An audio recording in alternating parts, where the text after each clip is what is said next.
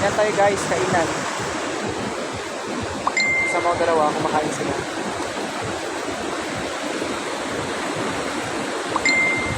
Yan natin banding moment ngayon mga guys. Dahil Sunday, so chill muna tayo sa araw na ito. Kahit sa mga followers natin, sa mga patuloy na sumusuporta sa atin ngayon. Thank you so much guys. I love you all. Tubig, may sabing tayo.